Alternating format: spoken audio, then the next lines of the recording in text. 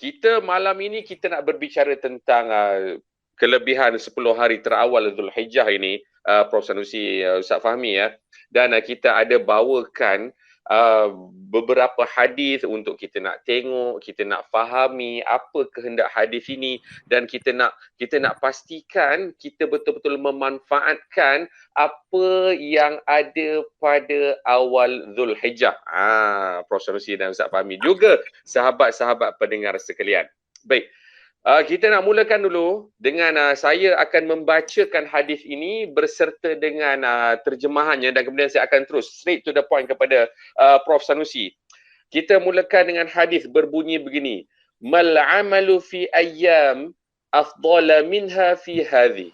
Qalu walal jihadu?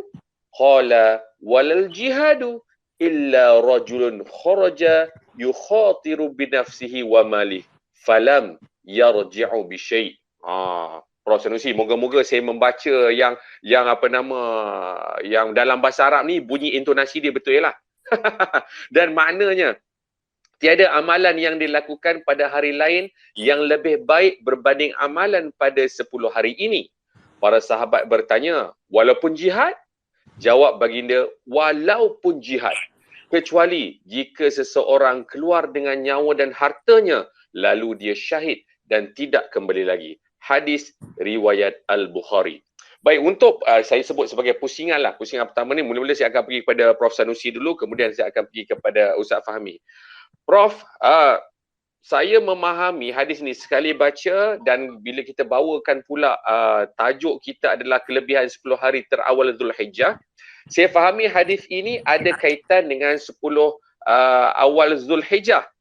Dan amalan yang dilakukan pada 10 hari yang awal ni lebih baik berbanding amalan-amalan yang lain, kecuali jihad.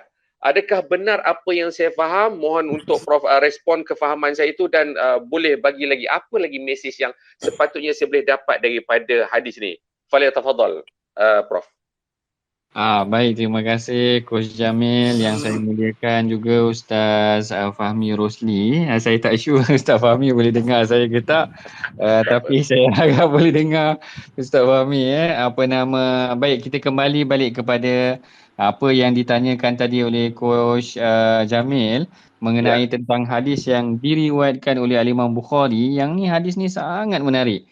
Sebab apa dia menarik? Sebab Rasulullah seakan-akan memberikan gambaran bahawa 10 hari pertama daripada bulan Zulhijjah tersebut adalah sebagai hari yang sangat istimewa. Sehingga kan Rasulullah kata tiada amalan yang dilakukan pada hari lain yang lebih baik berbanding amalan dalam 10 hari ini. Amalan dalam 10 hari ini. Jadi kalau kita tengok sebenarnya, perkara ni ada yang menafsirkannya seakan-akan dia disebutkan juga di dalam Al-Quran. Yang mana kalau kita baca suratul Fajar, yang Allah Ta'ala kata wal fajri walayalin ash. Dan Allah Ta'ala bersumpah dengan waktu fajar, dan Allah Ta'ala menyebutkan dan 10 malam. Al-Imam Ibn Kathir, dia menyebutkan, dia kata Al-Imam Sayyidina Abdullah bin Abbas kata yang 10 malam terakhir yang Allah Ta'ala sumpah itu adalah pada 10 hari Zulhijjah, yang terawal Zulhijjah ini. Jadi makna seakan-akan digambarkan bahawa bukan sahaja kelebihan 10 hari yang pertama Zulhijjah ini ada dalam hadis, tetapi dalam Al-Quran juga Sayyidina Abdullah bin Abbas faham sedemikian. Bahkan kalau dalam hadis yang lain pun Rasulullah kata afdalu ayyamid dunya ayyamil ashar. Hari yang paling balik dalam dunia ini adalah 10 hari yang pertama tersebut. Yang ni konsepnya nanti mungkin kita akan jelaskan juga. Ada hari yang Allah Ta'ala, Rasulullah berikan kelebihan tertentu. Ada tempat yang Rasulullah berikan kelebihan tertentu. Kalau dalam bulan Ramadan ada hari yang lebih baiknya, iaitu pada malam Lailatul Qadar. Kalau hari dalam seminggu, dalam hari Jumaat tu, itulah kelebihan dia. Kalau yang 10 hari yang terbaik ni, inilah dia. Kalau tempat-tempat tertentu pula macam di Masjidil Haram sebagai 100,000 kali ganda kelebihannya. Kalau di Masjid Nabawi ada kelebihannya. Kalau di Masjid Al-Aqsa ada kelebihan. Ini kelebihan-kelebihan hari-hari yang telah ditetapkan, yang telah ditentukan oleh Rasulullah, yang seakan-akan sebenarnya ini mesej dia. Seakan-akan Rasulullah menggalakkan kita melipat kali gandakan amalan pada hari-hari tersebut. Yang ini yang saya Ya. suka juga huraian ni sebenarnya Coach Jamil dan Ustaz Fahmi mengenai tentang kenapa 10 hari yang pertama ni dikategorikan sebagai 10 hari yang terbaik. Yang ini Ya. penjelasan daripada Al-Imam Ibn Hajar. Apa Al-Imam Ibn Hajar kata? Dia kata kerana dalam hari yang 10 terawal ini menghimpunkan segala amalan yang well known, yang diketahui dalam Islam. Dalam 10 hari yang pertama ni kita mendirikan salat. Kan kita memperbanyakkan solat kita ke Okey. solat sunat dan sebagainya. Kemudian kita juga digalakkan berpuasa. Berpuasa pada hari Tarwiyah, berpuasa pada hari Arafah. Maknanya yang merangkumi pada 10 hari yang pertama ini. Taklah hari yang 10, hari yang ke-10 tu hari raya tak bolehlah puasa. Kemudian kita digalakkan juga bersedekah. Kemudian dalam yang 10 hari pertama ni ada kelebihan dia iaitu hari tentang Arafah, tentang amalan haji itu sendiri. Dalam setahun ni tidak ada amalan yang lain yang menghimpunkan seluruh amalan tu melainkan 10 hari pertama ni. Boleh menunaikan solatnya, dengan puasanya ada, dengan sedekah, zakatnya ada, zakat atau sedekahnya lah. Kemudian dengan hajinya. Jadi Al-Imam Ibn Hajar kata, 10 hari yang pertama ni dianggap terbaik kerana dia menghimpunkan segala amalan tu tadi. Ini antara kelebihan dia. Begitu juga yang Al-Imam Ibn Qayyim Al-Jauziyah juga menyebutkan, dia kata yang inilah di dalamnya ada hari-hari yang besar yang lain. Ada hari Arafahnya, ada hari Naharnya, ada hari Tarwiyahnya, hari penyembelihan dia dan sebagainya. Yang ni menunjukkan dia seakan-akan lebih baik. Ada yang pandangan sebahagian ulama kata 10 malam yang terakhir ini 10 hari yang terakhir pada 10 Zulhijjah ini lebih baik daripada 10 hari yang terakhir dalam bulan Ramadan. Ini yang disebutkan oleh Al-Imam Ibn Taymiyah sendiri. Mana nak cerita yang pertamanya tentang kelebihan pada 10 hari yang terawal dalam bulan Zulhijjah. Dan yang keduanya, sehinggakan Rasulullah meletakkan satu indikator. Rasulullah meletakkan satu penanda aras bahawa ini adalah hari yang sangat baik, yang paling baik kecuali di Oh. sini tiba-tiba ada kecualinya. Ha. Rasulullah SAW kata kecuali jihad. Maknanya sahabat tanya bukankah jihad tu juga yang lebih baik?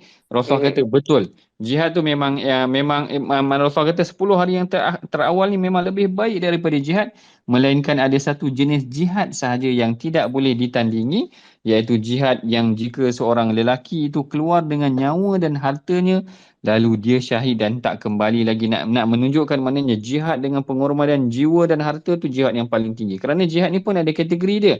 Mungkin ada Oh. jihad dari aspek pengajian kita ke, jihad daripada sumbangan kita ke, tapi jihad yang paling tinggi sehingga mengorbankan nyawa kita, itu tidak boleh ditandingi dengan amalan sunat tersebut. Itu secara Oh. umumnya yang saya boleh kira 10 hari yang pertama ini adalah lebih baik dalam amalan yang untuk kita amalkan, sekalipun bila sahabat tanya sekalipun jihad Rasulullah, sekalipun jihad, melainkan Rasulullah bagi sikit pengecualian tersebut. Ada pengecualian yang Rasulullah berikan. Rasulullah kata melainkan jihad kalau seorang tu keluar, maknanya nak menggambarkan di sini sebenarnya jihad dengan menumpahkan darah kita ni bukan satu perkara yang mudah.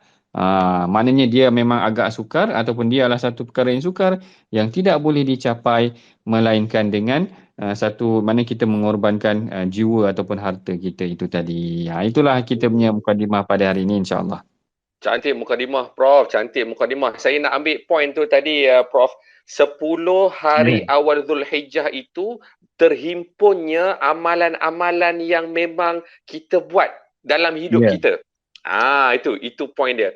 Prof, sekadar nak menyelit Prof, sebab tadi Prof ada menyebut tentang nama satu figura iaitu Imam Ibn Hajar. Saya pasti, saya dan juga sahabat-sahabat pendengar nak tahulah sikit siapa Imam Ibn Hajar ni, sebagai kita nak menambah lagi kita punya pengetahuan tentang orang-orang figura dalam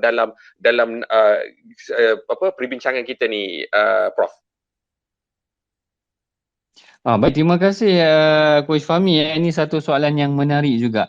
Yang secara umumnya saya boleh ceritakan bahawa Al-Imam Ibn Hajar ini dia terkenal dengan satu karya yang sangat popular, iaitu karyanya yang menghuraikan tentang hadis Sahih Bukhari itu sendiri, sehingga iaitu kitab yang dikenali sebagai Fathul Bari. Kitab Fathul Bari ini adalah dianggap sebagai kitab yang terbaik dalam menghuraikan Sahih Bukhari. Maknanya sebelum tu para ulama dah huraikan dah, maknanya Orang kalau dia baca Sahih Bukhari sahaja mungkin dia sukar nak faham. Saya sekadar ingin kongsi sikit dengan Sahabat Coach pendengar kita. Jamil dan dengan pendengar. Ya, ya. Kalau baru-baru ni ada isu yang dikatakan Rasulullah dikatakan ada Hmm. intention untuk bunuh diri. Kalau ada rakaman Ya, ya, ya. baru-baru ni ada rakaman dengan TV Hijrah. Ada Ah, yang bertanya, betul ke Rasulullah ni ada intention untuk bunuh diri? Jadi baik. bila perkara tu kita selidiki, ada Mhm. riwayat yang dikatakan direkodkan di dalam Sahih Bukhari. Ada riwayat dikatakan Oh, yang ni yang saya nak cerita. Jadi sini kena dengar okey. betul-betul. Saya takut orang potong sikit-sikit nanti saya kena balik. Nah, Okey, okey, okey. ceritanya sebaik-baik penerangan antara yang telah dijelaskan sendiri adalah Al-Imam Ibn Hajar sendiri. Hmm. Maknanya penjelasan dia memberikan gambaran sebenarnya apa yang cuba disampaikan oleh Al-Imam Bukhari itu bukanlah mesej yang nak dikatakan sedemikian. Hmm. Beliau menambahkan satu riwayat yang disampaikan daripada jalur riwayat Ma'mar bin Rashid yang mana riwayat ini dikatakan tidak kuat. Yang mana Oh, peletakan riwayat tersebut sebagai kita panggil comparative analysis ataupun presentation. Dia nak buat comparative dengan satu lagi riwayat. Tetapi okey. orang mungkin mengambilnya sebagai satu hujah. Jadi penjelasan daripada Al-Imam Ibn Hajar. Al-Imam Ibn Hajar punya penjelasan sangat spesifik juga. Dia huraikan tentang bagaimana persembahan Al-Imam Bukhari ni boleh menimbulkan kekeliruan. Riwayat Az-Zuhri daripada jalur Ma'mar ni ada masalah. Dia penghuraian dia menyebabkan dia menjadi ataupun karya dia Fathul Bari menjadi rujukan dalam kefahaman ataupun dalam pemahaman kita untuk memahami Sahih Bukhari. Jadi apa yang saya boleh simpulkan secara ringkasnya Al-Imam Ibn Mhm. Hajar ini adalah para ulama yang muncul dalam kurun yang ke-9 yang mana Mhm. beliau adalah tokoh yang popular dengan karya yang menghuraikan Sahih Bukhari yang mana itu antara sumbangan dia yang terbesar sehingga hari ini menjadi rujukan dalam kita memahami Sahih Bukhari. Subhanallah, terima kasih Prof. Satu, bagi saya walaupun mengambil masa yang singkat tapi kita boleh dapat clear picture siapakah figura ni, orang alim ni, ulama yang kita selalu dengar nama Imam Ibn Hajar. Beliau merupakan penulis kitab Fathul Bari. Saya sebut itulah kan. Iaitu kitab ini yang mensyarahkan hadis-hadis yang diriwayatkan dalam kitab Al-Bukhari. Betul macam tu Prof? Yang saya faham? Betul. Okey. Cantik, cantik. Saya sedang melihat adakah Ustaz Fahmi masih bersama kita? Tiba-tiba hilang daripada list ni. Dia? Okey, tak apa. Sekiranya nanti Ustaz Fahmi dah kembali bersama dengan kita, insya-Allah kita akan teruskan dengan persoalan-persoalan yang menarik, perkongsian daripada Ustaz Fahmi. Nanti insya-Allah mungkin ada gangguan talian sedikit. Baik. Sahabat-sahabat pendengar, kita dah dapat poin pertama daripada hadis yang dibawakan ini. Tak ada amalan lain yang dilakukan lebih baik berbanding amalan yang dibuat dalam 10 hari ini. Dan bila sebut tentang 10 hari ini, bilakah 10 hari ini? 10 hari ini adalah 10 hari awal Zulhijjah, bermula 1 Zulhijjah sampailah 10 Zulhijjah. Okey. Jadi ini amalan, dia itu adalah amalan yang lebih baik berbanding-banding lain kecuali ada satu adalah jihad yang bila keluar dengan nyawa dan hartanya lalu disyahid dan tidak kembali lagi. Baik. Kita nak terus. Okey, Ustaz Fahmi dah bersama dengan kita. Ustaz Fahmi. Tadi Prof dah berkongsi ini hari 10 hari terbaik melebihi hari-hari yang lain. Okey. Dengan kata lain, Ustaz Fahmi, menyebabkan saya akan terfikir juga Ustaz Fahmi, 10 hari ini adakah kita nak kena faham dia menandingi amalan-amalan yang dibuat pada 10 malam yang terakhir Ramadan? Sebab itu juga selalu digembar-gemburkan ataupun dikongsikan, diceritakan malah dalam bedah hadis edisi Ramadan yang lepas, memang kita tumpu kepada 10 malam terakhir Ramadan tu, which is 10 hari juga. Ustaz Fahmi, kita boleh nak bandingkan ataupun macam mana sepatutnya cara kita fikir, Ustaz Fahmi? Silakan. Assalamualaikum warahmatullahi wabarakatuh. Waalaikumsalam warahmatullahi wabarakatuh. Waalaikumsalam. Bismillah, alhamdulillah, wassalatu wassalam ala rasulillahi wa ba'd. Terima kasih saya ucap kepada yang berbahagia moderator saudara Jamil. Ya. Yang saya hormati Prof Madya Dr. Ahmad Sanusi, dan rakan-rakan pendengar yang turut hadir bersama dengan kita dalam space malam ni bicara berkenaan dengan kelebihan 10 hari terawal Zulhijjah. Pertama, kalau saya boleh tambah sedikit daripada perbahasan Prof sebentar tadi. Baik. Allah ni dia sebut dia di dalam Al-Quran, di dalam surah Al-Qassas ayat yang ke-68. Allah kata wa rabbuka yakhluqu ma yasha'u wa yakhtar. Allah ni dia ciptakan apa sahaja yang dia kehendaki dan dia lakukan pemilihan. Jadi daripada ayat ni sebenarnya ada dua sifat perbuatan Allah, sifat fi'liyah bagi Allah. Yang pertama khalaqa, Allah cipta. Baik. Yang kedua, selepas Allah cipta, Allah ikhtar, Allah melakukan pemilihan. Jadi daripada ayat ni maknanya Allah ni dia cipta seluruh makhluk. Semua selain Allah adalah makhluk. Jadi Allah ciptakan manusia, Allah cipta tempat, Allah cipta masa. Jadi salah satu topik kita malam ni adalah masa. Masa ni makhluk Allah. Masa adalah makhluk Allah. Dan bila Allah ciptakan masa dan kita ni sebagai manusia, kita juga berada dalam dimensi masa ni. Daripada saat, daripada minit, daripada jam, daripada hari, daripada minggu, daripada bulan ke tahun. Jadi kita berada dalam dimensi masa. Jadi salah satu masa ni, Allah ni bukan semata cipta masa, Allah pilih masa yang terbaik. Allah lakukan pemilihan. Jadi dalam setahun ni ada kita kata 12 bulan contoh. Dan daripada 12 bulan ni ada 4 bulan yang mulia, bulan-bulan haram. Yang ni yang kita kata dalam Al-Quran, inna iddatash syuhuri 'indallahi 12 syahra fi kitabillahi yawma khalaqas samawati wal ard minha arba'atun hurum. Zalikad dinul qayyim fala tazlimu fihinna anfusakum. Bilangan bulan di sisi Allah adalah sebanyak 12 bulan. Pada hari Allah ciptakan langit-langit dan juga bumi, iaitu yang termaktub di dalam Lauh Mahfuz. Pada hari Allah cipta langit dan bumi, daripada 12 bulan tu ada 4 bulan haram. Jadi kita nak bahas tentang Zulhijjah walaupun kita berada dalam bulan Zulqa'dah.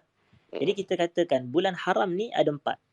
Yang pertama Muharram, yang kedua Rejab, yang ketiga bulan yang kita berada sekarang ini Zulqa'dah, dan yang keempatnya adalah bulan Zulhijjah. Jadi ini 4 bulan haram. Dan kalau ada orang tanya apa makna bulan haram, kita kata ada 2 maksud. Yang pertama, bulan yang diharamkan berperang di dalamnya, sebab itu tidak ada peperangan berlaku dalam 4 bulan haram ini. Muharram, Rejab, Zulqa'dah, Zulhijjah pada zaman Nabi SAW. Ini salah satu pandangan. Yang kedua, haram di situ membawa maksud asyaddul hurmah, bulan yang sangat dimuliakan. Hurmah atau haram di situ disebut sebagai hurmah. Dan orang Melayu kita ni panggil hormat lah. Bila kita hormat seseorang, tanda kita muliakan dia. Jadi bila kita kata bulan haram, ia adalah bulan yang dimuliakan daripada perkataan hurmah. Jadi haram di situ. Hurmah.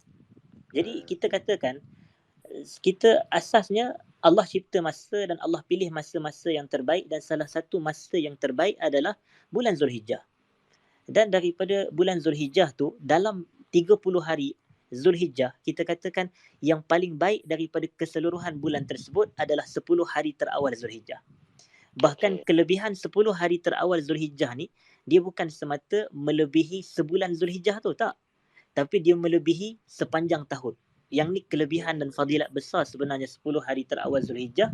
Sebab itu Nabi SAW kata, afdalu ayyamid dunya ayyamul ashar. Afdal ataupun sebaik-baik hari dalam dunia ni adalah 10 hari terawal Zulhijjah. Jadi Prof telah kongsikan hadis Al-Bukhari yang menceritakan tentang tidak ada amalan yang mana lebih Allah suka, lebih Allah cintai berbanding amalan pada 10 hari yang pertama atau 10 hari yang terawal Zulhijjah ini. Sehingga para sahabat tertanya, termasuk jihad pada hari yang lain ke wahai Rasulullah? Maka Nabi kata, walal jihad fi sabilillah, termasuk jihad kecuali kalau ada orang tu pada waktu yang lain dia berjihad, lalu dia berjihad dengan harta dan jiwanya, dengan nyawanya, dan dia mati syahid. Maknanya ini selain daripada 10 awal Zulhijjah. Maknanya jihad tu berlaku di luar 10 awal Zulhijjah, maka yang tu lebih baik.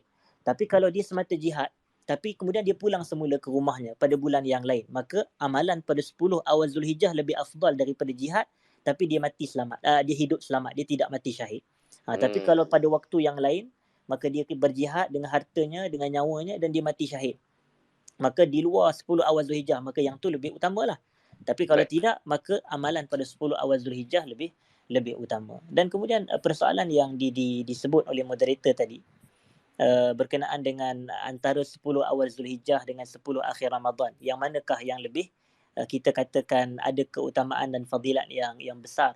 Okey, jadi di sini dia punya perbezaan pandangan para ulama dalam isu ni sebenarnya sandarannya terhadap dalil yang sama juga, iaitu terhadap dalil yang kita katakan wal fajri wa layalin ashar itu tadi.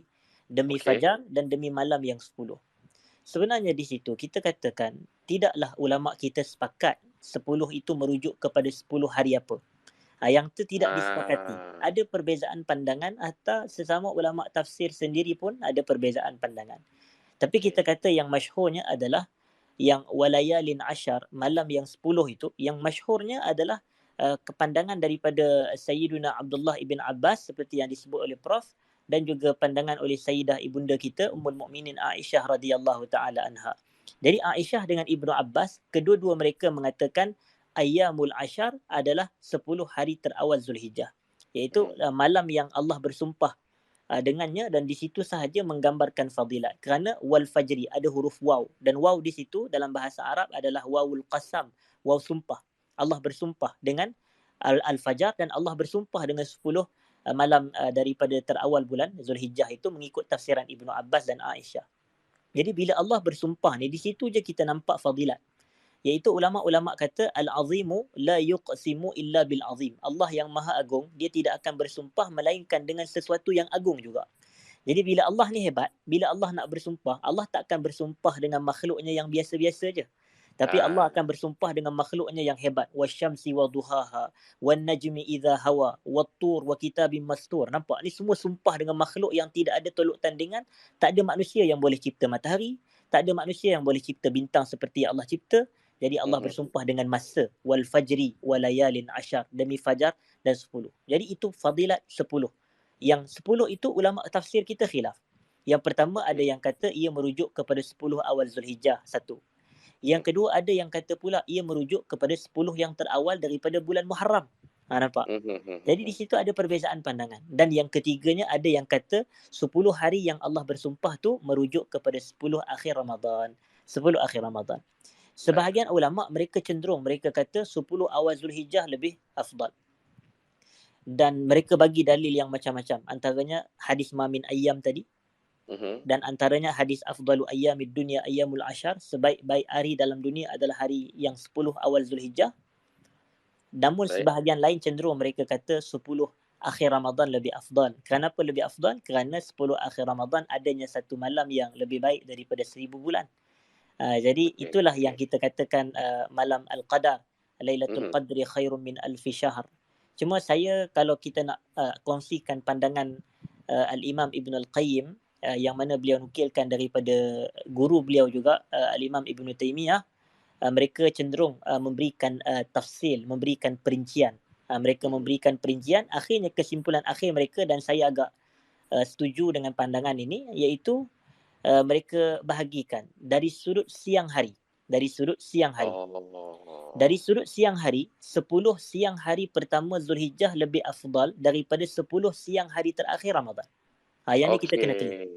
Adapun dari sudut malam hari, 10 malam hari terakhir Ramadan lebih afdal berbanding 10 malam hari terawal Zulhijjah. Kita clear benda ni. Jadi maknanya dari sudut malam hari, 10 malam terakhir Ramadan lebih afdal kerana ada malam yang lebih baik dari 1000 bulan. Tapi dari sudut siang hari, 10 terawal Zulhijjah lebih afdal dari sudut siang harinya berbanding siang hari 10 hari terakhir Ramadan. Ini yang saya boleh konkludkan. Jadi kesimpulannya, ini kita boleh katakan hakikatnya tidak ada masalah. Afdal ni dia bukan isu antara baik dan buruk, betul dan salah, tak. Tapi isu afdal ni adalah kedua-duanya baik, tetapi kita katakan yang menjadi teras utama kita adalah untuk apa yang kita nak isi dengan kebaikan, bukan perbalahan tentang yang mana lebih baik, akhirnya tidak beramal. Tapi fokus kita adalah hidupkan 10 awal Zulhijjah ni boleh kita katakan siapa yang terlepas 10 akhir Ramadan, inilah masanya untuk dia hidupkan balik 10 akhir Ramadan yang dia tertinggal ataupun dia lalai ataupun dia terlepas pandang, hidupkan balik dengan amal soleh pada 10 awal Zulhijjah. Wallahu a'lam. Ustaz Fahmi, saya tertarik nak highlightkan satu poin ini. Bila kita menyebut tentang 10 hari yang baik ini, bukanlah kita nak fokuskan cara fikir kita yang mana lebih baik ya, 10 akhir Ramadan ke 10 awal Zulhijjah. Bukan itu yang sepatutnya kita nak fokuskan. Sebaliknya, dah diberitahu bahawa ini 10 malam Ramadan bagus, ini 10 awal Zulhijjah bagus, so macam mana saya nak hidupkan 10 hari yang telah dimaklumkan ni? Kita bawa poin begitu. Macam mana pendapat Ustaz Fahmi? Ya, betul, saya setuju. Persoalan tak salah nak dibangkitkan yang mana lebih afdal, tidak salah. Memang itu pun dibahaskan oleh para ulama. Cuma kadang-kadang kita risau perbahasan kita ni tak membawa kepada amal. Kita ni natijah kita dalam setiap bicara, setiap perbahasan kita nak beramal soleh, kerana akhirnya di hadapan Allah Ta'ala esok kita nak bentangkan amal kita, bukan perdebatan kita yang mana itu, yang mana ini. Tetapi perbincangan tidak salah, persoalan tidak salah. Cuma kedua-dua ada kebaikan. 10 awal Ramadan, 10 akhir Ramadan ada kebaikan, ada fadilat berdasarkan dalil-dalil. Demikian 10 awal Zulhijjah juga ada fadilat dan kemuliaan masing-masing. Jadi kita isi dengan amal soleh, itulah yang paling Allah suka sebenarnya. Baik. Cantik. Ustaz Fahmi, saya nak menyelit soalan sebab tadi ada Ustaz Fahmi ada menyebut dua nama. Satu adalah Sayyidina Ibnu Abbas radhiyallahu an dan juga Sayyidatina Aisyah radhiyallahu anha. Menyebut tentang tafsiran kepada ayat tadi. Mirip kepada soalan saya tadi kepada Prof Sanusi, mengapa dua figura ini yang kita ambil kefahaman mereka tentang ayat Quran, mengapa tidak orang-orang yang lain? Maksudnya bukanlah kita nak menindak orang lain, kenapa kita ambil ini dahulu berbanding mungkin kefahaman orang-orang yang dekat dengan tahun kita ni, Ustaz Fahmi? Baik, jawab persoalan ni. Kenapa kita macam berikan prioriti kepada pandangan Abbas dan keutamaan kepada pandangan Aisyah radhiyallahu anha? Sebab kerana dekatnya hubungan mereka ni dengan Nabi sallallahu alaihi wasallam. Ni yang pertama. Satu, Al-Quran ni diturunkan kepada Nabi. Al-Quran adalah kalamullah yang diturun kepada Rasul sallallahu alaihi wasallam. Jadi apabila kita katakan Quran ni diturun pada Nabi dan kefahaman-kefahaman tu diperoleh awalnya adalah oleh orang-orang yang berhampiran dengan Nabi. Aisyah adalah isteri Nabi. Jadi dia berdamping dengan Nabi dan bersahabat dengan Nabi. Bahkan Aisyah ni dia adalah mufti. Dia adalah orang kata wanita yang berfatwa. Boleh kita katakan antara ramai-ramai isteri Nabi, tapi yang paling alim, yang paling faqih, yang paling berilmu, yang paling bertakwa, yang paling kuat berfatwa adalah Sayyidah Aisyah radhiyallahu anha. Dia pun ketika Rasulullah SAW wafat ketika usia 63 tahun, Aisyah baru 18 tahun, muda lagi. Jadi bila waktu-waktu muda ni, ilmu memang tengah kukuh waktu tu. Kita macam masa kita muda pun, bagilah apa je pun, hafalan. Boleh hafal lagu itu, boleh hafal ayat Quran, boleh hafal ini. Kalau kita muda lagi dah dimasukkan dengan acuan-acuan begini. Dan begitu juga Ibnu Abbas ni pula, dia adalah sepupu Nabi sallallahu alaihi wasallam. Jadi kita katakan hubungan dia juga rapat dengan Nabi. Dia sepupu Nabi sallallahu alaihi wasallam, Abdullah bin Abbas bin Abdul Muttalib. Nabi kita Muhammad bin Abdullah bin Abdul Muttalib. Tok mereka sama, pak mereka, adik-beradik mereka adalah sepupu. Dan bukan semata itu, Nabi juga sallallahu alaihi wasallam pernah mendoakan kepada Ibnu Abbas ini untuk Ibnu Abbas ni dikurniakan oleh Allah kefahaman dalam takwil Quran, iaitu tafsir Quran. Nabi pernah doa kepada Ibnu Abbas, Allahumma faqihhu fid din wa 'allimhu at-ta'wil. Ya Allah, kau jadikan Ibnu Abbas ni faqih dalam agama. Maknanya faham agama dengan kepahaman yang mendalam, kepahaman yang betul, kepahaman yang hebat.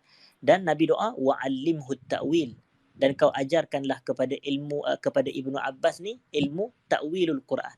Dan ulama-ulama kita ni mereka bahaslah apa makna ta'wil Quran, tapi saya cenderung kepada pandangan yang kata ta'wil Quran adalah tafsirul Quran. Jadi sebab itu Ibnu Abbas ni dia digelar sebagai penterjemah Quran, sebagai pentafsir Quran. Maka kalam dia yang sahih, yang riwayat-riwayat tentang ucapan dia, pandangan dia terhadap ayat-ayat Quran, kata-kata dia mempunyai nilai yang sangat tinggi di sisi mufassirin sendiri, di sisi ulama-ulama tafsir.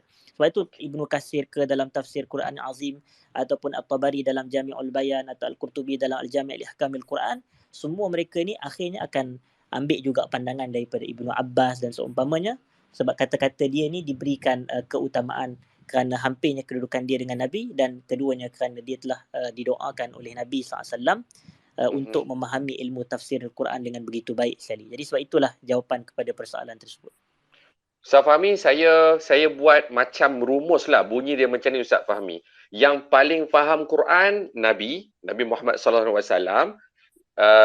So kalau kita ni sepatutnya kena faham Quran ikut macam mana yang Nabi faham. Tapi kerana kita belum ada rezeki dapat jumpa Nabi lagi, maka kita ambil orang yang pernah belajar dengan Nabi. Dan begitulah berturut-turutnya supaya kita ni usaha nak faham Quran macam mana kefahaman yang Nabi faham. Boleh ke saya buat rumus macam tu, Ustaz Fahmi? Kita kata kefahaman yang terbaik adalah kefahaman Nabi SAW kerana Quran diturun pada Nabi. Dan dalam masa yang sama, yang keduanya adalah kefahaman para sahabat Nabi SAW. Maknanya tidaklah terkhusus kepada Ibnu Abbas dengan Aisyah sahaja. Tapi kefahaman dan tafsiran semua sahabat Nabi ada nilaian yang tinggi. Cuma kita kata ada sebahagian sahabat dia lebih banyak mengeluarkan pandangan tentang tafsir. Sebahagian sahabat kurang. Macam fatwa lah. Ada sahabat Nabi yang rajin berfatwa. Dia banyak fatwa dia. Macam Aisyah sendiri banyak fatwa dia. Tapi ada sahabat Nabi yang sikit je fatwa dia. Macam kita tengok fatwa Sayyidina Osman. Tak banyak sangat. Dia tak tapi kalau nak banding dengan Omar banyak fatwa dia, pandangan dia. Macam itulah lebih kurang. Pandangan tafsir pun sama. Tapi kefahaman yang saya nak kata bukanlah kita ambil direct terus daripada sahabat, tapi kita kena rujuk kepada kitab-kitab tafsir yang muktabar. Itu asas dalam kita nak memahami Al-Quranil Karim dan kalamullah Nabi ni. Kalamullah ni daripada dan juga kalam Nabi SAW. Rujuk kepada tafsir-tafsir yang muktabar, tafsir At-Tabari, tafsir Al-Baghawi, tafsir Ibnu Katsir, tafsir Al-Qurtubi dan lain-lain yang saya tak sempat sebut, tapi ini adalah 4 yang paling utama sekali. Wallahu a'lam. Cantik. Terima kasih. Jazakallah khair Ustaz Fahmi. So, dengan jawapan itu kita tengah dah roundkan kita punya round yang pertama. Kita dah bulatkan kita punya pusingan yang pertama. Asas dia sebenarnya untuk pusingan yang pertama ni kita nak faham tentang 10 hari yang dimaksudkan sebagai yang terbaik. Ada kelebihannya iaitu 10 hari terawal Zulhijjah ini. Kita dah faham sekarang. Memang ada perbahasan, ada perbincangan which is untuk pihak kita, okey, kita ambilkan ia sebagai satu perkara yang saya nak ambil tahu, yang saya lebih nak fokus dan bina sedar diri saya adalah untuk amal yang mesti saya nak kena buat, untuk saya nak hidupkan agar saya betul-betul menjadi hamba yang mengambil peluang yang Allah Ta'ala dah kurniakan kepada kita. Baik, kita nak berbalik kepada Prof. Sanusi. Tetapi sebelum itu, saya nak bacakan dulu hadis yang kedua kita, Prof. Bunyinya begini, ma min ayyamin a'zamu indallah wala ahabbu ilaihi minal amal fihinna min hadhil ayyamil ashr fa'akthiru fihinna minat tahlil wat takbir wat tahmid. Maksudnya tiada hari yang paling agung di sisi Allah dan tiada hari yang lebih disukai oleh Allah supaya beramal padanya berbanding 10 hari ini. Maka perbanyakkanlah bertahlil, bertakbir dan bertahmid. Hadis riwayat Ahmad. Prof, bila saya tengok kepada apa yang nak diamalkan ni, Prof, saya terus macam nampak bila sebut perkataan bertakbir ni cerita raya je, Prof. Cerita raya je. Tapi adakah itu yang kita nak kena buat, yang boleh buat sahaja, atau apakah perkara yang sebenarnya saya boleh peruntukkan untuk saya hidupkan 10 hari ini supaya saya boleh hidupkan yang 10 hari macam mana yang terdapat dalam hadis ni, Prof, silakan. Baik, terima kasih Coach Jamil. Ini satu soalan yang menarik betul juga tu, sebab kalau kita tengok maknanya sebenarnya hari raya yang orang lebih banyak bertakbir. Betul. Dan kalau kita tengok pun waktu raya tu je mereka excited. Tetapi kalau kita perhatikan dalam hadis tadi, maknanya gambarannya seakan-akan Rasulullah SAW juga menggalakkan kita agar bertakbir ataupun memperbanyakkan zikir lah. Secara umumnya bila disebutkan fa'akthiru fihinna minat tahlil wal takbir wal tahmid, Rasul kata maka perbanyakkanlah dengan tahlil, takbir dan tahmid ini. Ianya adalah satu galakan umum juga untuk kita melakukan amalan-amalan soleh, amalan-amalan sunat dalam 10 hari yang terawal ini, yang kalau kita perhatikan ianya adalah satu perkara yang menjadi tradisi ataupun menjadi amalan para sahabat. Mereka kadang-kadang memerhatikan. Yang ni yang disebutkan oleh Al-Imam Ibn Rajab Al-Hambali, yang mana dikatakan galakkan untuk memperbanyakkan zikir ini semua ada disebutkan di dalam suratul Hajj juga, yang mana Allah Ta'ala menyebutkan wa yadhkuru smallahi fi ayyamin ma'lumat. Lalu mereka menyebutkan ataupun menzikirkan, mengalunkan zikir nama Allah pada hari-hari yang diketahui ataupun hari-hari yang dimaklumi ini, yang dimaksudkan dengan hari-hari yang dimaklumi ini adalah ayyamul ashar tu tadi, iaitu yang 10 yang terawal. Jadi mereka gambaran kepada orang-orang yang baik ini itu menggambarkan bahawa mereka melantunkan ataupun memperbanyakkan zikir mereka selari dengan apa yang telah disandarkan ataupun yang telah digalakkan oleh Rasulullah sallallahu alaihi wasallam sendiri. Bahkan sebenarnya dalam Sahih Bukhari sendiri, yang mana Imam Bukhari menyebutkan, dia kata wa kana Ibnu Umar wa Abu Hurairah. Yang ni juga yang disebutkan mengenai tentang Saidina Abdullah bin Umar. Begitu juga dengan Saidina Abu Hurairah. Yakhrujani ila suq, yang mana mereka keluar ke pasar pada hari yang 10 ini, lalu mereka bertakbir wa yukabbirun nas bitakbirihima. Dan bila mereka melihat dua orang ini bertakbir, maka manusia yang ada turut sama melaungkan perkara yang sama. Bahkan kalau kita tengok tadi, kita dah tengok Saidina Abdullah bin Umar, kita dah tengok Abu Hurairah, Saidina Abu Hurairah. Begitu juga dengan Saidina Umar pun dikatakan melafazkan ataupun melaungkan yang sedemikian. Jadi bila kita perhatikan apa yang dilakukan oleh para sahabat, adalah dia sebenarnya adalah satu manifestasi apa yang telah mereka fahami daripada apa yang diajarkan oleh baginda Nabi. Dan begitu juga selain daripada zikir. Kalau kita tengok tadi, maknanya galakan daripada hadis tadi menyebutkan tentang tahlil, tahmid dan sebagainya. Secara tak langsung macam yang kita bincangkan pada awal tadi, ianya mengingatkan kita juga tentang amal-amal soleh yang lain yang digalakkan oleh Rasulullah sallallahu alaihi wasallam juga turut sepatutnya dilakukan ketika mana kita berada dalam 10 hari yang terawal ini. Ada kalau kita tengok macam mana Al-Imam Ibn Rajab dia menyebutkan tentang 10 hari yang terawal ini juga ada galakan untuk mendirikan Qiyamul Lail. Perkara yang sama dilihat oleh Al-Imam Syafi'i dengan pandangan yang sama. Bahkan dikatakan Saidina Abdullah bin Abbas juga meriwayatkan ataupun pernah menyebutkan idza dakhala al-ashar, bila masuk yang 10 malam terakhir, ijtihadan, maknanya mereka ataupun Saidina Abdullah bin Abbas ini sendiri akan melakukan melakukan ibadah yang sungguh-sungguh pada malam yang terakhir ini ataupun pada malam terakhir, nanti salah faham dengan Ramadan pada malam yang awal itu juga tadi ya.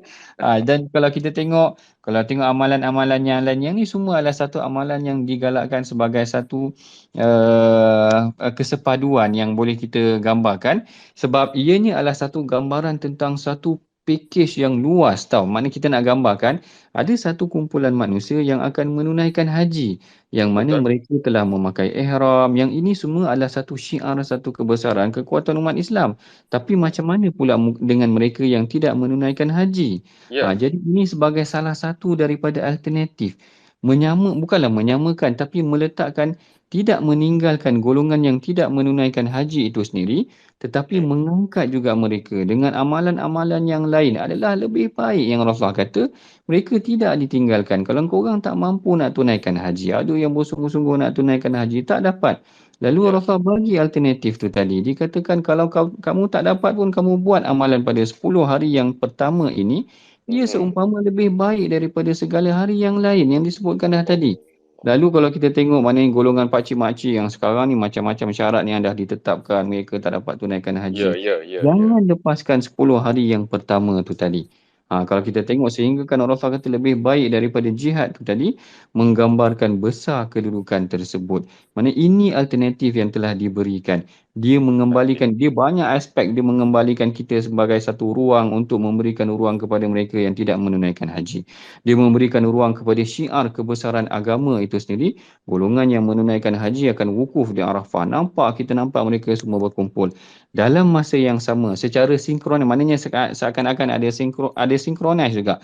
Mereka yang haji tu tengah buat ibadah, orang yang tidak menunaikan haji pun meraihkan kebesaran tersebut, menggambarkan kesepaduan ummah itu sendiri dengan amal saleh yang mereka lakukan pada 10 hari yang pertama tersebut. Lalu ini syiar-syiar ini sekiranya ditimbulkan bukan sahaja berlaku di Makkah dalam satu tanah yang dimuliakan ini, tetapi di seluruh dunia Allah Ta'ala itu dibesarkan. Mengembalikan kita kepada sejarah Nabi Ibrahim yang cuba untuk memperjuangkan agama Allah ini, yang sehingga hari ini kalau dilihat 10 hari yang pertama ini, bukan sekadar untuk orang haji tetapi satu dunia meraihkan dia sebagai satu syiar mengagungkan Allah. Allah. Dalam situasi kita sekarang ni ada yang ini isu-isu kontroversi sikitlah, maknanya ada festival yang mungkin ataupun perayaan sensitif lah nak sebut. Jadi kita nak cerita orang mungkin ada kerajaan yang meraihkan tentang perayaan lain. Kita kenapa tak kita fokus kepada 10 yang pertama ini, satu syiar yang membesarkan mengagungkan agama Allah itu sendiri. Wallahu a'lam. Cantik. Hadis ini saya lihat poin dia kan Prof sebagai satu ayat motivasi untuk orang yang buat haji. Maknanya apa? Orang yang dapat Allah Ta'ala pilihlah pergi buat haji, kena ingat bila nak pergi buat haji tu mereka memang insya-Allah akan jumpalah 10 hari yang awal Zulhijjah, maka buatlah sungguh-sungguh sebab dalam tu dia sedang buat satu amalan yang mana hari itu memang hari yang sangat agung di sisi Allah. Itu adalah untuk orang yang pergi haji. Prof kan? Dan untuk orang yang tak terpilih lagi nak pergi haji, ini juga ayat motivasi. Okey, relax, jangan rasa terlalu down sebab peluang itu masih ada. Betul. Ini 10 hari awal Zulhijjah ni dia bukan diletakkan khusus tempat kan Prof Dia di mana-mana saja. Dia tentang zaman, dia tentang masa. Boleh saya sebut macam tu Prof? Betul. Okey. Alhamdulillah. Prof, dalam masa ringkas Prof, tadi saya teringat Prof ada sebut sahabat Nabi dalam 10 hari yang awal tu pergi ke pergi pasar dan bertakbir. Takbir. Saya terlintas ni Prof. Pasar, kenapa pergi pasar? Adakah sebab di situ ramai orang berkumpul? Adakah sebab di situ mungkin tempat yang mudah untuk orang tak teringat kepada Allah Taala? Ada kajian tentang itu ke Prof? Secara ringkasnya Prof? Secara spesifik, saya rasa gambaran pasar inilah gambaran mengenai tentang berlakunya transaksi yang ada kedua-duanya. Ada yang negatif, ada yang positif kan. Ada yang haram, ada yang baik. Ada orang yang jujur, ada orang yang menipu. Gambaran kepada semua perkara, maknanya aktiviti keduniaan juga. Sebab itulah kadang-kadang kalau dalam kita nak panggil method ataupun kaedah kita nak nilai, kita nak beri assessment kepada seseorang perawi, sebahagian perawi ataupun sebahagian ulama hadis meletakkan orang yang berjalan di pasar tu pun sebenarnya boleh menjatuhkan kedudukan dia sebagai perawi. Nak ceritanya macam pasar ni kedudukan yang ada elemen yang baik, ada elemen yang tak baik. Dia gambaran dia macam seorang mufti yang kita anggap beliau adalah seorang yang hebat, tiba-tiba dia merayap di shopping mall. Katakan macam tu. Jadi dia menampakkan macam tak cantik. Apa yang dilakukan oleh Saidina Abdullah bin Umar dengan Abu Hurairah tu tadi, dia barangkali menghidupkan syiar tu tadi yang kita gambarkan ataupun yang dibaca, direkodkan tadi di dalam riwayat. Jadi itu maknanya satu ruang yang menggambarkan bagaimana usaha untuk tak adalah saya nak kata neutralisasi ke ataupun nak menggambarkan satu proses kebaikan lah, bukanlah penyucian, tapi dia akan berlaku dalam perkara macam tu, tapi menggambarkan usaha dakwah tu taklah berlaku dalam surau dan masjid sahaja, tapi juga boleh dilakukan dalam ruang-ruang yang lebih luas seperti dalam Twitter ni. Ya, betul. Alhamdulillah. Jazakallah khair Prof. Ustaz Fahmi, 10 hari dalam awal Zulhijjah, kita akan jumpa 9 Zulhijjah. Orang yang pergi haji buat wukuf. Saya yang kat Malaysia ni macam mana Ustaz Fahmi? Boleh bantu tak? Bagilah apakah 1, 2, 3 benda yang saya boleh buat Ustaz Fahmi? Falyatafadhal. Baik, soalan yang baik berkenaan dengan kita yang tak terlibat dalam ibadah haji. 9 Zulhijjah ni adalah hari Arafah, nama lain bagi dia. Dan Nabi SAW sebut Al-Hajju Arafah. Haji itu sendiri adalah Arafah. Maknanya kalau tidak jemaah haji itu berwukuf di Arafah, seolah-olah tak sempurnalah dan tidak sahlah haji dia. Tapi kita nak bagi gambaran, kita yang tak mengerjakan ibadah haji, jadi kita di Malaysia ni kita ada satu juga amalan yang dituntut utamanya pada hari Arafah. Kalau saya boleh kongsikan, yang pertamanya adalah berpuasa pada hari Arafah. Pertamanya adalah puasa. Puasa pada hari Arafah ni ada hadis yang sahih daripada Nabi SAW, daripada Abu Qatadah Al-Ansari, hadis riwayat Imam Muslim.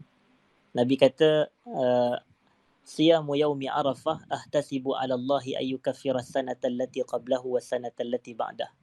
Berpuasa pada hari Arafah ni aku berharap agar dengannya Allah menghapuskan puasa setahun sebelum, saya minta maaf, menghapuskan dosa setahun sebelum dan setahun yang kemudiannya.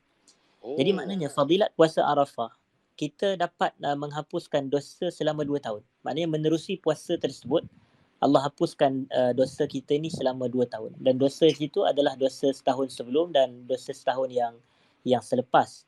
Dan dosa di situ juga kita kena jelas ia merujuk kepada dosa-dosa kecil. Ia dosa kecil. Kerana asasnya, semua amal soleh yang kita lakukan akan memadamkan dosa-dosa kecil yang kita buat. Berdalilkan firman Allah dalam surah Hud ayat yang ke-114, innal hasanati yuzhibnas sayyiat. Kebaikan-kebaikan memadam kejahatan-kejahatan. Ini asas. Jadi termasuk ibadah yang boleh memadamkan dosa kita dan besar fadilat untuk penghapusan dosa ini, dosa-dosa kecil, antaranya adalah kita berpuasa pada hari Arafah. Dan puasa pada hari Arafah adalah pada 9 Zulhijjah. Baik, itu yang pertamalah. Kalau kita di Malaysia lah. Adapun kalau untuk orang jemaah haji, dia tidak dianjurkan untuk berpuasa kerana pada waktu itu mereka berwukuf. Mereka sedang berwukuf kan, melibatkan tenaga, melibatkan kudrat. Jadi kalau dia berpuasa, dia akan keletihan. Dan ada riwayat yang menunjukkan Nabi ni tidak berpuasa pun pada hari Arafah ketika Nabi sedang berwukuf. Tapi hadis kita ini, hadis anjuran untuk puasa pada hari Arafah ni adalah pada mereka yang tidak mengerjakan ibadah haji. Maknanya kalau kita di Malaysia yang tidak direzekikan kerja ibadah haji, jangan tinggal puasa hari Arafah, jangan tinggal puasa pada iaitu 9 Zulhijjah nanti, insya-Allah. Kita kena ada keazaman, kena ada keinginan nak puasa, walaupun ia puasa sunat, tapi fadilatnya adalah fadilat yang besar. 2 tahun dihapuskan dosa-dosa kecil. Itu yang pertamalah. Yang kedua pula, ibadah bagi kita ni untuk kita buat pada 9 Zulhijjah ataupun hari Arafah tu adalah doa. Maknanya selain daripada puasa, kita doa pada hari itu. Kerana Nabi sebut dalam hadis, khairud du'ai du'a'u yaumi Arafah. Sebaik-baik doa adalah berdoa pada hari Arafah. Jadi maknanya sebaik-baik doa adalah doa pada hari Arafah. Wa khairu ma qultu ana wan nabiyyuna min qabli, Nabi kata, dan sebaik-baik doa yang aku dan nabi-nabi sebelum aku baca adalah la ilaha illallah wahdahu la syarikalah lahul mulku wa lahul hamdu wa huwa ala kulli syai'in qadir. Saya rasa kita pun hafal. Jadi waktu ni kita boleh praktikkan la ilaha illallah, la ilaha illallah, wahdahu la syarikalah, wahdahu la syarikalah, lahul mulku wa lahul hamdu, walahul hamdu, lahul mulku wa lahul hamdu, lahul mulku wa lahul hamdu, wa huwa ala kulli syai'in qadir. Wa huwa ala kulli syai'in qadir. Jadi ini pun termasuk dengan 3 perkara yang memang hakikatnya dilakukan dalam 10 awal Zulhijjah. Takbir, tahmid, tahlil. Allahu Akbar, la ilaha illallah, alhamdulillah. Jadi sebenarnya kita bahas dalam sebenarnya kalau kita nak bahas berkenaan dengan amalan pada hari Arafah ni, dia hakikatnya turut mencakupi amalan pada 10 hari yang terawal Zulhijjah ni. Antara kebagusan dan kehebatan Nabi SAW, dia sebagai satunya Rasulullah, Nabi tidak spesifikkan amalan yang tertentu sangat pada 10 awal Zulhijjah. Tapi Nabi menggalakkan al-amalus salih. Nabi menggalakkan amal salih keseluruhannya. Jadi apa sahaja amal salih dianjurkan bila-bila masa sahaja dalam 10 awal Zulhijjah. Ada orang dia rajin puasa. Jadi waktu tu dia puasa. Bila dia nak puasa? 10 awal Zulhijjah. Walaupun tak ada hadis yang cerita tentang anjuran puasa secara spesifik pada 10 awal Zulhijjah. Tapi kalau dia nak puasa, silakan. Yang tu amal soleh juga. Ada orang dia lemah sikit dalam bab puasa. Boleh jadi dia kata, kalau dia puasa dia gastrik, kalau dia puasa dia tak sihat, kalau dia puasa badan dia kurus, contoh. Jadi oleh kerana itu, dia rajin baca Quran. Jadi manfaatkan baca Quran. Jadi maknanya Nabi kita ni, cuba bayangkan kalau Nabi kata amalan yang terbaik dalam 10 awal Zulhijjah ni adalah puasa sunat. Jadi orang yang mungkin dia tak apa kuat nak puasa, mungkin dia sedih, Allah puasa sebab Nabi dah khususkan satu-satu amalan. Tapi bila Nabi umumkan, maknanya orang happy lah. Yang bagi dia mudah untuk puasa, dia puasa. Yang bagi dia mudah nak baca Quran, dia baca Quran. Yang mudah untuk sedekah, dia sedekah. Sebab bukan semua orang kaya. Bukan semua orang ada duit. Jadi kalau Nabi kata amalan yang terbaik pada 10 awal Zulhijjah adalah sedekah. Sian orang miskin. Tapi Nabi tak kata macam tu. Tapi Nabi kata amalan yang paling baik adalah amalan soleh. Maknanya amalan yang paling Allah suka dalam 10 awal Zulhijjah adalah amal soleh. Ma min ayyam al-amalu soleh fihinna atau fiha ahabba ilallah min hadhihi al-ayyam. Jadi kita kata Nabi sebut secara general, secara umum. Nabi tak spesifikkan kepada amalan yang tertentu. Kita ambil contoh macam kata-kata daripada Imam Malik bin Anas. Anas. Satu hari Imam Malik ni dia kan kita tahu Imam Malik ni kan dia suka berceramah, maknanya dia mengajar kitab Muwatta di dalam Masjid Nabi di Madinah Al-Munawwarah. Jadi satu hari ada seorang lelaki ni, ulama sufi, namanya Abdullah Al-Umari. Dan Abdullah Al-Umari ni dia adalah cicit kepada Umar bin Al-Khattab, sebab tu ada nisbah Al-Umari tu pada hujung nama dia. Dia adalah keturunan Umar bin Al-Khattab, sahabat Nabi SAW. Jadi Abdullah Al-Umari ni dia pula ibadat dalam gua bersendirian. Maknanya ialah ahli sufi, dia ibadat dia dalam gua, dia fokus dia je, dia tak pergi bergaul apa semua. Kemudian dia hantar surat kepada Imam Malik. Dia hantar satu surat. Dia kata, "Ya Aba Abdullah," dia kata, "Wahai Imam Malik," dia kata, "tinggallah majlis kamu dengan manusia ni," dia kata. "Jom kita bermajlis dengan Allah," dia kata. Sebab Imam Malik kan duk mengajar, duk ceramah dengan anak murid, mengajar riwayat ke hadis kan dengan manusia. Lalu Allah kata, "Jom kita pergi berdua sahaja," maknanya ibadah dengan Allah, khalwat bersendirian dengan Allah, dia kata begitu. Kemudian dapat surat ke Imam Malik. Imam Malik pun dia katalah, dia hantar surat kepada Abdullah Al-Umari balik. Dia surat balas. Dia kata, "Wahai saudara," dia kata, "Innallaha qassama al-a'mala kama qassama al-arzaq." Dia kata, Allah membahagi-bahagikan amalan manusia ni sama seperti Allah bahagi-bahagikan rezeki. Kalau kita tengok tentang rezeki kita kan, rezeki kita tak sama antara satu sama lain. Maknanya macam contoh, Prof Sanusi mungkin lagi kaya daripada saya. Contohlah, dari sudut rezeki, dari sudut harta benda, dari sudut kekayaan dan pangkat dan seumpamanya, rezeki ni Allah bahagi berbeza-beza. Allah bahagi rezeki kita berbeza-beza. Tapi sama juga dengan amalan. Maknanya bukan setiap orang tu amalan, kekuatan dia untuk beramal sama je. Jadi yang sebab saya nak tekankan, maknanya kalau 10 awal Zulhijjah ni depend kepada kekuatan kita sendiri. Jangan kita nak ikut orang. Maknanya kalau awak kuat untuk puasa, silakan puasa sebanyaknya. Kalau awak kuat untuk sedekah, silakan sedekah. Kalau awak tak boleh, kita tak boleh nak memaksa orang lain beramal macam kita beramal. Kita boleh jadi memang kuat tahajud, tapi orang lain mungkin lemah tahajud. Tak apalah, dia ada ibadat lain yang Allah mudahkan. Jadi Imam Malik tegurlah, Allah pemudahkan aku untuk mengajar. Dan awak Allah pemudahkan awak untuk beribadat dalam gua. Jadi setiap kita wajib bersyukur dengan apa yang Allah mudahkan kepada kita untuk kita buat, dalam keadaan kita tak kata yang amalan aku lebih baik daripada amalan orang. Macam tu. Tapi kalau secara khusus, kalau orang tanya tentang puasa amalan pada 9 Zulhijjah, maka saya kata dua lah. Yang pertama puasa sunat hari Arafah tu, dan yang keduanya adalah doa pada hari Arafah, dan banyakkan doa dan tak spesifik. Satu lagi saya nak kena sebut kan, saya nak minta izin moderator sikit. Silakan Ustaz. Kadang-kadang masyarakat kita ni, dia ada satu pula, saya ada satu falsafah pula. Dia nak cari waktu mustajab doa tu adalah waktu jemaah haji wukuf di Saudi. Dia kata. Jadi sebab tu dia kata waktu mustajab doa di Malaysia adalah pada pukul 6.36 petang contohnya. Kerana 6.36 petang adalah waktu jemaah haji sekarang tu pada saat tu pukul 12.36 katakan, ataupun pada pukul 1.36 di Mekah. Di Mekah. Contohlah. Kalau tiap-tiap tahun kan kita viral. Sekarang ni adalah waktu mustajab doa. Kerana waktu inilah jemaah haji sedang berwukuf di Arafah. Sebenarnya kita kata tak betul kefahaman macam ni. Kenapa? Kerana waktu mustajab doa adalah pada hari Arafah. Nabi kata sebaik-baik doa adalah pada hari Arafah. Dan hari Arafah adalah 9 Zulhijjah. Nabi tak kata sebaik-baik doa adalah pada waktu jemaah haji berwukuf di Arafah. Nabi tak sebut benda tu. Setuju.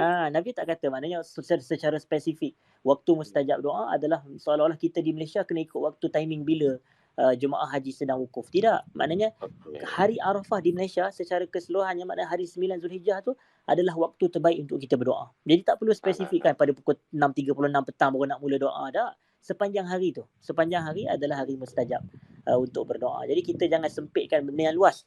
Jadi kalau daripada sepanjang hari kita kecilkan skop mustajab tu pada pukul 6.36 je. Jadi macam ataupun 5 lebih, 5.5. Tapi percayalah nanti sampai 10 Zulhijjah ataupun 9 Zulhijjah mesti akan ada orang yang share yang poster yang sama juga. Tiap-tiap tahun ada poster yang sama.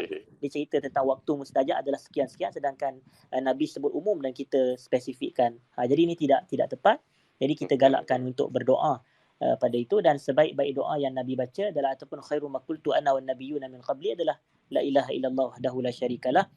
Dan ini macam saya kata tadi, meliputi takbir, tahlil dan tahmid. Sama juga dengan perbuatan Ibnu Umar tadi, mereka bertakbir dan menghidupkan 10 awal Zulhijjah dengan takbir. Dan sebenarnya para pendengar yang saya muliakan, takbir ni dia terbahagi kepada dua. Pertamanya takbir mutlak, yang keduanya takbir muqayyad.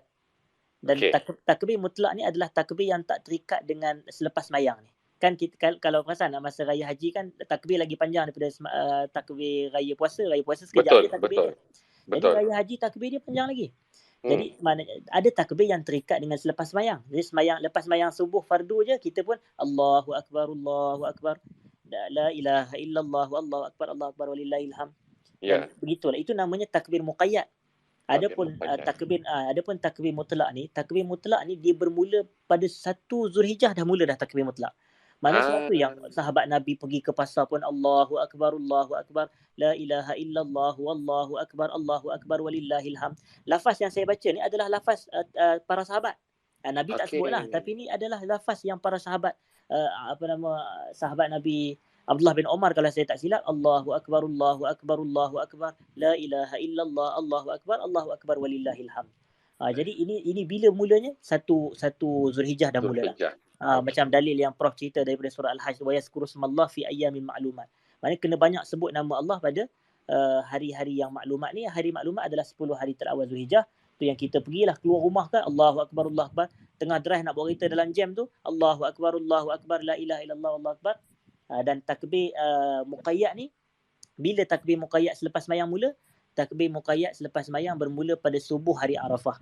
Subuh hari Arafah. Jadi lepas sembahyang subuh pada 9 Zulhijjah tu, kita dah boleh bertakbir selepas salat. Dan pada waktu 9 Zulhijjah sampailah kepada hujung hari tasyrik, hari yang ke-13 Zulhijjah, adalah hari kita memperbanyakkan takbir mutlak dan takbir muqayyad. Allahu akbar, la ilaha illallah, Allahu akbar walillahil hamd. Baik. Ustaz fahami? 9 Zulhijjah masuk maghrib. Betul. Kan? Masuk maghrib, tapi yang maghrib tu belum lagi. Dia tunggu sampai subuh tu baru start yang takbir muqayyad tu. Betul saya faham macam tu?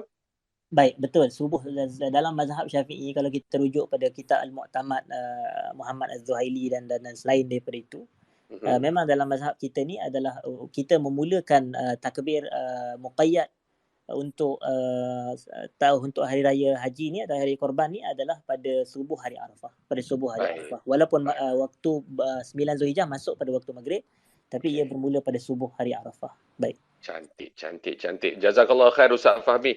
Sama-sama. Hari Arafah. Tadi saya ambil point tu ya. Hari Arafah yang boleh kita buat, kita puasa, dia punya ganjaran subhanallah hapus dosa setahun yang lepas dan setahun yang depan. Buat sungguh-sungguh puasa ni bagi yang memang ada kemampuan. Dan ambil juga pada hari Arafah ini iaitu 9 Zulhijjah, iaitu berdoa sungguh-sungguh, dan doa yang dilafazkan ialah la ilaha illallah wahdahu la syarikalah, lahul mulku wa lahul hamdu yuhyi wa yumit wa huwa ala kulli syai'in qadir. Betul saya baca tu Ustaz Fahmi ya? Ya betul. Cuma yang yuhyi wa yumit tu kalau ikut hadis dia tak ada. Tak ada. Okey, itu tak payah. Itu zikir lepas salat. Tapi itu zikir lepas salat. Cuma kalau orang nak baca juga tak ada masalah. Kita kata doa dia umum, tapi insya-Allah dapat fadilat yang samalah. Okey, baik. Arafah ni antara yang saya nak sebut sikit. Saya minta maaf Prof. Saya terpaksa Prof Madya Siksian pula. Saya ambil masa Prof. Tak apa. Arafah ni bagi saya menariknya lah kan. Dia macam kenapa dia dinamakan Arafah tu? Macam menarik jugalah bila kita nak bahas. Saya kata kerana di situlah tempat pertemuan Adam dan Hawa bila mereka turun ataupun diturunkan Allah ke muka bumi ni. Jadi dalam bahasa Arab dia panggil Arafaha wa Arafathu. Bila mereka berjumpa di situ, Nabi Adam kenal Hawa dan Hawa kenal Adam. Itu jadi Arafaha tu Nabi Adam kenal Hawa. Arafathu tu Nabi Hawa kenal Adam, macam tu. Jadi itu dapat asal usul kenapa dinamakan Arafah tu lah. Baik. Okey. Dekat padang tu lah. Pada Arafah tu. Padang Arafah tu. Tempat-tempat pertemuan. Alhamdulillah. Tempat pertemuan tu kan. Dan saya suka nak ambil balik poin yang Ustaz Fahmi dah kongsikan. Kita diberi oleh Allah Subhanahu Wa Taala akan nikmat dan kekuatan tersendiri. Maka gunakanlah kekuatan itu, kelebihan itu, nikmat itu untuk kita beribadat. Untuk kita nak hidupkan 10 hari awal Zulhijjah ni. Jangan duk sibuk nak tiru orang. Tapi kita buat ikut apa yang kita ada. Kita tengok orang tu sebagai satu pemangkin semangat untuk kita. Dia buat ibadah, saya pun nak buat ibadah. Semoga Allah Ta'ala terima ibadah apa yang saya nak buat ni. Baik, kita nak masuk kepada round ketiga dengan pantas. Prof, bila sebut 9 Zulhijjah, adanya hari Arafah, kita akan masuk kepada 10 Zulhijjah. Saya tak nak cerita pasal raya. Saya tak nak cerita pasal raya, Prof. Saya nak terus. Hari 10 Zulhijjah ada cerita korban. Tapi kita ni dalam masa yang tak berapa lama, Prof, 10 Zulhijjah termasuklah dalam 10 hari yang awal Zulhijjah tu kan, dan adanya perihal korban. Boleh kongsikan sikit perihal korban ni, Prof? Okey, terima kasih Coach Jamil, Tak Fahmi. Baik, mengenai tentang ibadah korban ini, suka juga saya ingatkan kepada para pendengar, penonton, pendengar lah, bukan penonton, pendengar pada malam ni, yang mana ibadah korban ni adalah sesuatu yang ibadah yang sangat digalakkan oleh Rasulullah SAW. Bahkan dalam Islam, ianya adalah satu ibadah yang sangat digalakkan. Kalau kita tengok pun dalam hadis, sebenarnya Rasulullah SAW konsisten untuk melaksanakan ibadah korban tersebut. Yang ni yang disebutkan oleh Imam Tirmizi, yang direkodkan oleh Imam Tirmizi, yang dikatakan aqama Rasulullah SAW bil Madinati 10 sinina yudhhi kulla sana. Yang mana Rasulullah SAW ni memang dia tetap meninggal di Madinah, dia tinggal di Madinah selama 10 tahun dan setiap tahun dia menunaikan korban. Dan yang menarik lagi, dalam riwayat yang lain memang Rasulullah sendiri galakkan kepada ahli keluarga dia. Bahkan dia panggil Fatimah, ya Fatimah qumi fashhadi adhiyataki. Dia kata kepada Fatimah, mari sini Fatimah, perhatikan ataupun saksikanlah korban kamu, yang mana ianya kamu akan diampunkan daripada awal titisan pertama yang dititiskan daging darah korban tu tadi. Maknanya dalam hari raya ataupun dalam hari raya korban tersebut, antara perkara yang saya kira yang kita sekiranya kita, kalau sama ada kita melaksanakan haji ke ataupun kita tidak melaksanakan haji, yang bagi mereka yang berada di Malaysia ini, antara perkara yang kita boleh galakkan untuk kita lakukan pada tempoh-tempoh tersebut adalah dengan pertama melaksanakan korban. Cumanya bila kita mengingatkan tentang perkara korban ni, dianya sebenarnya mengimbau tentang apa yang telah disyariatkan oleh Allah Ta'ala kepada Nabi Ibrahim. Yang ni saya kira sebenarnya intipati yang sangat penting, bahawa sebenarnya Nabi Ibrahim ini adalah ikon pengorbanan. Maknanya yang disuruh korban tu adalah harta yang paling dia sayang. Maknanya nak dapat anak tu bukannya satu perkara yang mudah kan. Maknanya buat diri dia sendiri, yang mana dia dianugerahkan anak tu dalam usia yang sudah lewat. Maknanya yang sangat mengharapkan. Kemudian Allah Ta'ala dah berikan apa yang paling dia harapkan, tiba-tiba Allah Ta'ala suruh sembelih. Allahu Akbar. Ini pengorbanan yang sangat tinggi. Nabi Ibrahim ikon pengorbanan. Yang ini yang perlu kita selami ketika mana kalau kita melaksanakan korban pada hari korban nanti, ingat pengorbanan yang telah dilakukan oleh Nabi Ibrahim. Dan kemuncaknya sebenarnya Nabi Ibrahim, apa kesudahannya? Nabi Ibrahim ingatkan kita bahawa semua perkara ni adalah untuk kita kembali untuk menjadi orang yang paling bertakwa kepada Allah Ta'ala dan menegakkan agama Allah itu sendiri. Allah Ta'ala firmankan, Allah Ta'ala kata wasa Ibrahimu banihi wa Yaquba, yang mana ayat ni menceritakan tentang bagaimana Nabi Ibrahim, bagaimanapun keadaannya nanti, maka apa wasiatnya yang terakhir adalah mengingatkan kepada anak-anaknya supaya kembali ataupun jangan fala tamutunna illa, jangan kamu semua meninggal melainkan dalam keadaan kamu ni beriman Islam kepada Allah Ta'ala. Mengingatkan kepada kita tujuan hidup kita secara keseluruhannya adalah sebenarnya untuk mengabdikan diri kepada Allah. Hari Raya Korban itu mengingatkan kita tentang pengorbanan Nabi Ibrahim sendiri. Galakan untuk kita melakukan korban, dan kemuncaknya adalah tujuan hidup kita sendiri diingatkan pada setiap tahun bahawa apa yang kita lakukan adalah untuk mengabdikan diri kepada Allah. Wallahu a'lam. Allah, cantik sangat tu apabila Prof memberi perkataan ikon pengorbanan, iaitu siapa tak lain tak bukan Nabi Ibrahim alaihissalam, menjadi satu pembelajaran untuk saya secara peribadi dan tentunya kepada para pendengar kita pada malam ini. Bila menyebut tentang pengorbanan, ini adalah satu praktis yang kita nak kena sungguh-sungguh amalkan dengan keadaan ada rasa dalam hati, aku nak kikis buang perkara yang tak patut melekat di hati aku, buang jauh-jauh. Dan aku patut lekatkan perkara yang wajib untuk aku lekatkan di hati aku, iaitu Allah Subhanahu Wa Taala. Terima kasih banyak Prof. Kita nak teruskan. Ustaz Fahmi, kita dah kena masuk kepada buah simpul sekarang ni Ustaz Fahmi. Sebab kita dah cerita dengan Prof tadi, kita dah cerita sampai 10 Zulhijjah, sedang kita punya tajuk pun untuk 10 hari Zulhijjah. Ustaz Fahmi, nasihat untuk saya sebagai moderator Coach Jamil Wahab malam ini dan juga untuk para pendengar, apa buah simpul Ustaz Fahmi untuk kami semua? Silakan Ustaz Fahmi. Baik, sebagai kesimpulan, macam saya sebut, kita ni memang disyariatkan untuk beribadah kepada Allah sepanjang masa. Cuma kadang-kadang agama kita ni, agama dia berikan satu kelebihan yang tertentu, ada kita masa tu dikurangkan sedikit. Tapi fadilat dia besar. Macam contoh ni lah, amalan pada 10 awal Zulhijjah. Jadi 10 awal Zulhijjah nampak singkat sahaja. Jadi kita boleh isi dengan amalan-amalan soleh. Seperti puasa, tapi puasa tu hanyalah sampai 9 sahajalah. 10 Zulhijjah haram puasa. Jangan. 1 hingga 9 Zulhijjah dan sedekah dan takbir, tahlil, tahmid dan baca Quran dan banyak lagi ibadah-ibadah yang lain kita isi, kerana dalam amalan tersebut dia banyak fadilat dalam masa yang sama. Satu, bulan haram, bulan Zulhijjah. Kemudian 10 awal Zulhijjah, fadilat beramal soleh. Jadi bila banyak amalan ni, maka kita rebut peluang. Sebab itu sebahagian ulama kata inilah yang hari-hari yang paling afdal atas muka dunia ni, yang lebih besar pun sebenarnya daripada 10 akhir Ramadan. Kalau kita terlepas untuk beribadah ataupun kita tak berapa bersungguh dalam pada 10 akhir Ramadan yang lepas, jangan risau, kita akan ada insya-Allah, Allah panjangkan umur kita untuk beribadah dan beramal saleh dalam 10 awal Zulhijjah. Dan masing-masing dalam kalangan kita ini beribadah mengikut kemampuan masing-masing. Kita punya semangat kita, setiap kita ada kelebihan masing-masing dalam ibadah dan ada amalan-amalan tertentu yang Allah pemudahkan kepada kita untuk buat yang boleh jadi berbeza dengan orang lain. Yang wajib kita kekal jaga, tapi yang sunat ni kita buat apa yang kita ada kelebihan dan direzekikan oleh Allah tersebut. Wallahu a'lam. Wallahu a'lam bishawab. Jazakallah khair Ustaz Fahmi. Prof, buah simpul Prof untuk saya secara peribadi juga untuk sahabat pendengar kita. Silakan. Baik, saya kira tadi sebenarnya banyak sangat perkara yang kita bincangkan.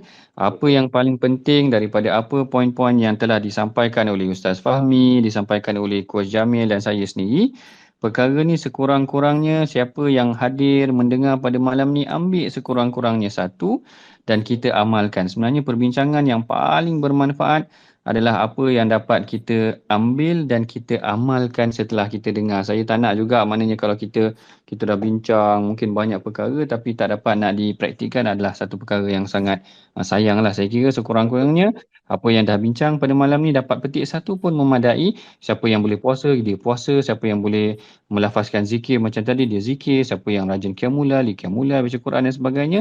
Jadikan 10 hari awal yang terawal Zulhijjah itu adalah medan untuk kita meningkatkan amalan kita seperti mana kita lakukan dalam bulan Ramadan yang lalu. Wallahu a'lam. Jazakallah khair Prof Sanusi, jazakallah khair Ustaz Fahmi. Apa yang kita boleh dapat daripada perkongsian dua figura yang berkongsi ilmu pada malam ini, sahabat-sahabat pendengar sekalian, antara bendanya kita fokus untuk nak menghidupkan 10 hari yang telah dinobatkan sebagai hari yang memang ada ganjaran kelebihan daripada Allah Subhanahu Wa Taala. Buatlah apa yang termampu anda berdasarkan ilmu yang sahih yang tuan-tuan dan puan-puan sahabat pendengar semua dapat. Kalau nak dikongsikan apakah perkaranya, secara mudah boleh baca Quran, boleh banyakkan solat sunat, boleh berinfak. Do whatever it takes. Oh, tu dia orang putih cakap. Buatlah apa saja, yang penting iaitu adalah amalan yang sahih, amalan yang betul. Dan kalau nak menumpukan kepada hari Arafah iaitu 9 Zulhijjah, adanya puasa pada hari Arafah dan ganjaran dia sangat-sangat besar. Boleh juga berdoa dengan lafaz doa la ilaha illallah wahdahu la syarikalah. lahul mulku wa lahul hamdu wa huwa ala kulli syai'in qadir. InsyaAllah baca doa ni atau bacalah doa apa pun, kan? Dan juga pada hari 10 Zulhijjah itu kita berhari raya, kita berkorban, buat ibadah korban bagi yang mampu. Sekali lagi terima kasih kepada para panel kita, Prof. Ahmad Sanusi, juga Ustaz Muhammad Fahmi. Terima kasih juga kepada sahabat-sahabat pendengar yang bersama-sama dengan kita meluangkan masa, meruangkan diri. Ilmu telah dikongsikan, dengan ilmu kita beramal, dengan amal kita merasa, hanya yang merasa menarasa. Sampai kita jumpa lagi. Subhanakallah wa bihamdika asyhadu an la ilaha illa anta astaghfiruka wa atubu ilaik. Bismillahirrahmanirrahim. Wal 'asr innal insana lafi khusr illa alladhina amanu wa 'amilus salihat wa tawassaw bil haqq wa tawassaw bis sabr. Aqulu qouli hadza wa astaghfirullahal azim li wa lakum. Tuan-tuan dan puan-puan, insya-Allah ada rezeki kita bertemu lagi dalam episod bedah hadis yang akan datang. Tuan-tuan dan puan-puan, saya Coach Jamil Wahab. Assalamualaikum. Waalaikumsalam warahmatullahi. Terima kasih semua.